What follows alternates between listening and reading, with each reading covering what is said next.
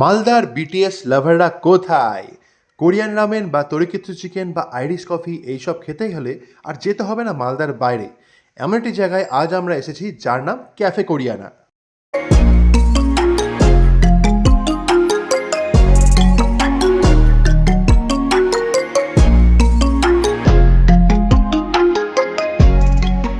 ভেতরে ঢুকতে চোখে পড়লো একদম প্রিমিয়াম কফি প্রসেসিং মেসে, যেখানে আপনি লাইভ দেখতে পারবেন কফি বানানোর পুরো প্রসেস।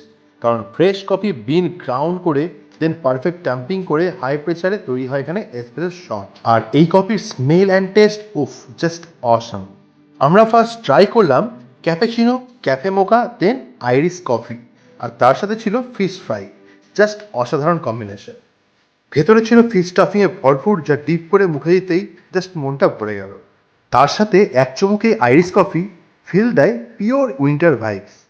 এরপর ট্রাই করলাম crispy chilli peppercorn, Malaysian chicken, kung pao chicken আর কোরিয়ান ফ্রায়েড চিকেন। এর সাথে ছিল রিফ্রেশিং ম্যাঙ্গো বোবাটি। সবকটি আইটেম ভালো লাগলেও আমার ওয়াইফের বেস্ট লাগলো এই ক্রিসপি চিলি পেপারকর্ন এবং ম্যাঙ্গো বোবাটি। আর যদি আপনারা কাপল আসেন তাহলে এই চিজি কর্নডগ আর ক্লাসিক কর্নডগ ট্রাই করতে একদম ভুলবেন না। এই দুটোর মধ্যে আছে এক অদ্ভুত ভালোবাসা। কোরিয়ান ক্যাফেতে এসে কোরিয়ান মেন ডিশ ট্রাই না করলে হয়। দেবপ্রিয়া ট্রাই করলো মিক্সড ফ্রাইড রাইস, তার সাথে ফিশ কম্বোডি। আর আমি মালদায় প্রথমবার ট্রাই করলাম স্পাইসি তরিকিচ্ছু রামেন, যেটি মালদায় একমাত্র পাওয়া যায় এই ক্যাফে কোরিয়ানাতে। আর এই র্যামেনের টেস্ট ছিল সত্যিই অপূর্ব, বাকি সব আইটেমের থেকে একদমই আলাদা। আর বলে রাখি, এই রামেন কিন্তু তৈরি হতে সময় লাগে প্রায় 5 থেকে 6 ঘন্টা, কারণ চিকেন ব্রথগুলি ঘন্টার পর ঘন্টা ধরে স্লো বয়েলে রান্না করা হয়। তৈরি হয় একের পর এক ফ্লেভারের লেয়ার।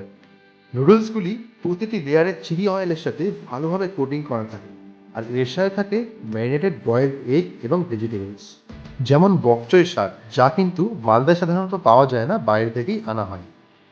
আর এইসব কারণেই এটি কিন্তু কোরিয়ার অন্যতম ফেমাস আর হেলদি র্যামেন ডিশ।